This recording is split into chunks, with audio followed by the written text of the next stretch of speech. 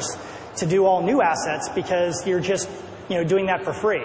But imagine again what could happen if you could hire like a small dev team and do basically a game using Starcraft 2 almost like your engine. And then we really feel like it's to create a much, much larger selection of content for players.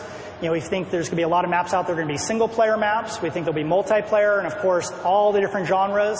If you think about like genres that we all take for granted, things like RPG maps, hero arenas, tower defense. Those are genres that didn't exist really before. Well, obviously RPGs did, but the tower defense maps came out of the Warcraft 3 community. Now you see tower defense, on the PlayStation Store, and you see like things like Plants vs. Zombies that are coming out, and all that really had its origin point within the Warcraft 3 community. So we're really hoping to see that what new genres are going to be created within StarCraft 2, especially when people actually can have a budget to do it with.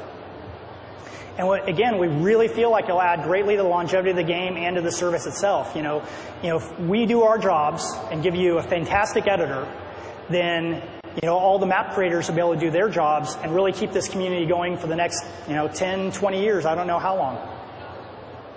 And the most important thing is we've seen like other services out there doing things like this. So we want to make sure that the best amateur game designers out there are making maps for StarCraft 2 and not necessarily making stuff for Congregate or Steam or something like that. So last thoughts. I want to make sure that you guys realize that we totally intend for there to be a lot of free content. A good example is the iPhone App Store. There's a lot of great free apps up there. And if you think about it like this, something like Defense in the Ancients, I would think would still end up being a free map because it doesn't really have a lot of original content. So it's really trying to add a layer of super professional content on top of that. And, really popular maps, things that really rise to the top, we'll be able to identify those from the Blizzard standpoint, and then we could add things like automated matchmaking or achievements to them. And then, of course, really important, map creators get rewarded for their work. And this is something that, we've been so fortunate over the years to be able to have such a great mod community that creates so much great content for our games.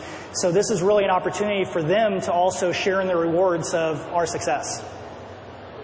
And, this is kind of the most important thing. Anyone here that wants to do it, please start getting prepared to make some awesome maps. And that's really the reason why we're announcing this today before we're even launching Star 2, because we want to give you that head start. We want to give you the head start to start thinking about ideas, start getting teams together, your friends together, because it takes a long time to make an awesome game. So here's your head start. And thank you very much.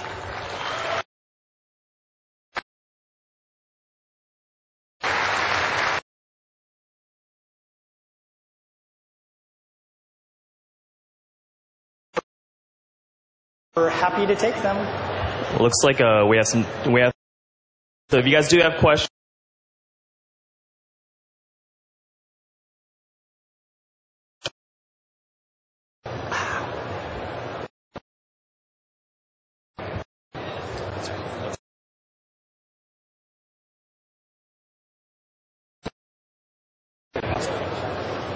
Hi. I'm an engineer for a social networking gamer type site, and in addition to our site, there's a nice wealth of great fan sites and add-ons for forums, people putting together their clan. Will there be any plans for XML feeds or web services so that we can put together add-ons for our forums or Facebook apps or really cool ways to sync data